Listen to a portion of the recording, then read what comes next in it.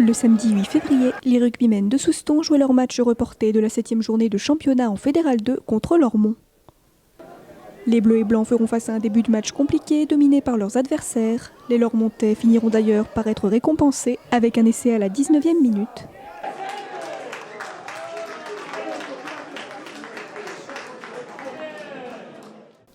Mais très vite, les locaux reviennent dans le match et prennent l'avantage sur le score avec un essai de pénalité.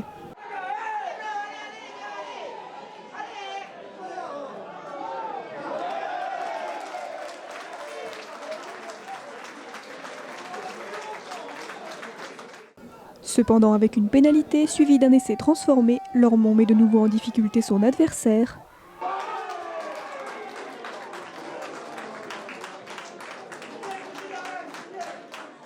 Voulant trop rapidement rattraper leur retard, les Boards se mettent plusieurs fois à la faute, ce qui permettra à Lormont d'inscrire une nouvelle pénalité juste avant la mi-temps. Avec 18-7 pour les Girondins en début de seconde période, les choses s'annonçaient compliquées pour les Soustonnais. Mais déterminés et poussés par leurs supporters, les Bleus reviennent petit à petit dans le match, d'abord avec une pénalité, puis avec un essai.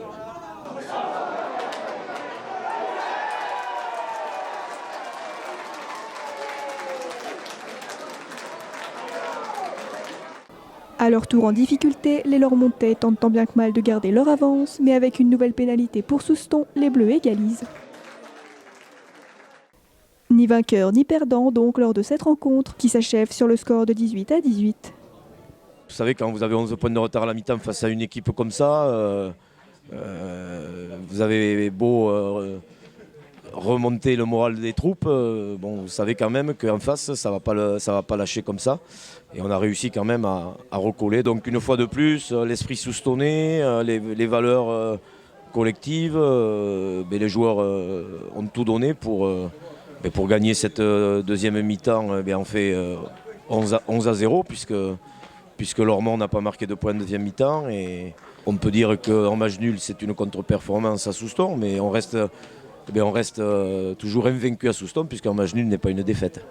Cette équipe de Lormont, avant la trêve, avait un peu raté son début de saison, mais depuis la trêve, enchaîne les bonnes performances, puisqu'ils avaient battu Flora, qu'ils avaient fait un très bon résultat à Langon.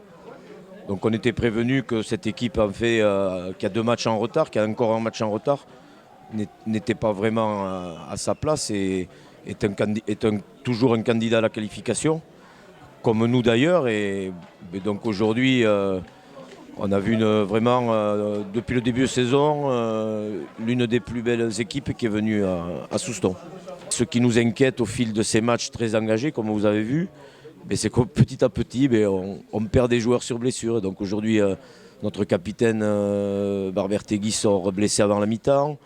Notre leader de touche, Léo Wetzer, sort très vite en deuxième mi-temps. Donc ça s'accumule et donc, heureusement que notre B, même si aujourd'hui elle a été défaite, heureusement qu'on a quelques joueurs sur lesquels on peut compter, mais ce sont des saisons difficiles.